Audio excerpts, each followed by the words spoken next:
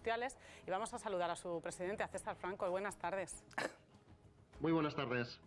En vuestro informe consideráis que no existen razones ni técnicas ni medioambientales que justifiquen ese cierre de las centrales nucleares. ¿En qué os basáis? Pues al final es un poquito lo que estaban comentando tus compañeros. Desde la perspectiva técnica, la central nuclear de Almaraz cumple con todos los requisitos y todos los estándares de seguridad que no los fijan las empresas, las fijan el Consejo de Seguridad Nuclear y otros organismos internacionales. Y además de eso, pues su operación es estable, fiable y aporta un tema que es muy importante en nuestro sistema eléctrico, que es una generación continua, una generación de base que no depende del clima, pues como ocurre con las renovables.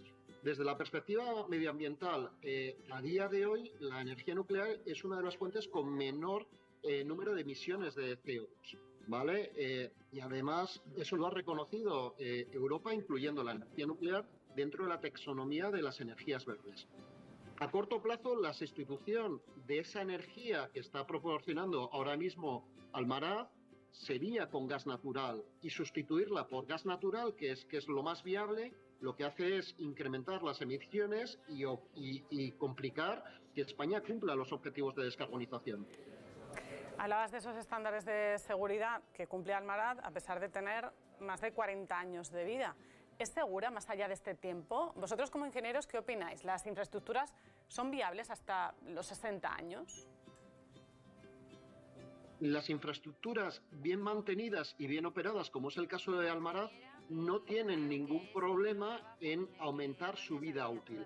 De hecho, ponía un compañero tuyo el ejemplo de Estados Unidos. En el tema de las centrales nucleares se sigue la filosofía de centrales, vamos a decir entre comillas gemelas para que nos entendamos, de tal forma que en Estados Unidos existe una gemela de Almaraz donde ese periodo de vida útil y esa autorización ya se ha ampliado a los 60 años. Además, en Estados Unidos la mayor parte de su parque de centrales nucleares, algunas de ellas más viejas que Almaraz, se ha ampliado a 60 años de vida, e incluso algunas se está ampliando la autorización de operación hasta los 80 años. Entonces, si la instalación está mantenida, está bien mantenida, se va adecuando a los estándares de seguridad que cada vez son más exigentes, y eso lo vimos, pues por ponernos un ejemplo, después del tema de Japón, se adecuaron los estándares de seguridad en todas las centrales nucleares, y aunque Almaraz está en una zona que es que el riesgo que pueda tener de terremotos o inundaciones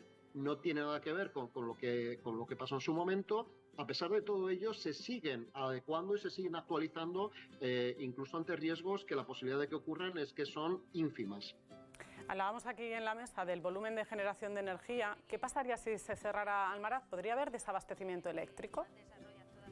A ver, primero para aclarar el concepto, desde la perspectiva de vamos a tener un corte de luz porque no vamos a poder llegar a suministrar, no va a ocurrir. Es decir, no va a ocurrir que cerremos Almaraz y mañana estemos a oscuras, ¿vale? El problema es un poquito diferente y es un poquito más complicado. La energía nuclear representó un 20% de la energía consumida en España, mientras que desde la perspectiva de capacidad solo supone un 5,6% de la capacidad instalada. Es decir, que la energía nuclear aporta muchísima energía al sistema con muy poquita infraestructura, y esto no es fácil de sustituir, ¿vale? Si cerramos Almaraz y no tenemos un plan de reemplazo sólido, al final dependemos o bien de fuentes intermitentes, estaríamos hablando de renovable, eólica y solar, o de centrales nucleares que encarecen el precio de la electricidad y aumentan la volatilidad del sistema. Entonces, por defecto no va a haber ningún problema, pero en el momento en el que yo tenga una alta demanda o baja generación de renovables, sí que puntualmente en esos casos podríamos tener problemas con el suministro eléctrico. Para que te hagas una analogía, es como si de repente sustituyéramos en una ciudad un autobús porque ya está mayor, aunque está operando perfectamente y está mantenido y pasa todas las UTVs, lo sustituyéramos por 25 coches, cada uno llevando 2 personas. Desde la perspectiva del transporte estaría garantizado, pero generas más emisiones por el tipo de vehículo que es, y además puedes generar otro tipo de problemas de tráfico, de atascos, que cuando tenías el autobús no lo tienes. Entonces el problema que tenemos con Almaraz es la central nuclear aporta mucha energía al sistema con muy poquita infraestructura y eso no se cambia fácil. César, te van a preguntar ahora nuestros tertulianos. Vamos a empezar por Carlos. Sí, una pregunta, César, con respecto a la cuestión de lo que es la propia central. Se ha hablado mucho, se ha debatido mucho en el sentido de que estamos ya, digamos, fuera de plazo, es decir, que a medida que va pasando el tiempo, incluso el hecho de que ahora mismo se tratara de ampliar esa vida útil, conllevaría que si no se efectúan ya las recargas, habría incluso que tener un tiempo de parada de la central, que dejaría de producir. Correcto, pero aquí lo importante es que todavía estamos a tiempo, es decir, todavía de aquí al año 26-27, a lo largo de este año se pueden tomar decisiones, porque todavía no estamos en un punto de no retorno. Efectivamente, las decisiones que se tomen en este año pueden tener un impacto que hagan que puntualmente la central parara, pero todavía es una decisión que es revertible, ¿vale? Si nos movemos al año 26, llegaremos a un momento en el cual el proceso ya no hay marcha atrás, ¿vale? Que es lo que ha ocurrido en Alemania. En Alemania tomaron decisión de cierre de centrales nucleares en su momento, y el problema es que cuando ha venido la crisis energética con el tema de la guerra, han tenido que paliar esa decisión de cierre de centrales con carbón y con gas. Entonces, a día de hoy, a pesar de que el porcentaje de renovables, el líder europeo en renovables es Alemania, pero además con mucha diferencia de España, que somos el segundo país. A pesar de todo ello, las emisiones de CO2 en Alemania son muy superiores a las de Francia, que basa la parte más importante de su parte energética en energía nuclear. Entonces, al final, el problema que podemos tener es que cuando queramos tomar la decisión, ya sea, como tú bien dices, irreversible, pero todavía tenemos tiempo. Lola. Hola César, buenas tardes, bienvenido al programa. Mi pregunta, que es la que llevo haciendo aquí desde que estoy en este programa.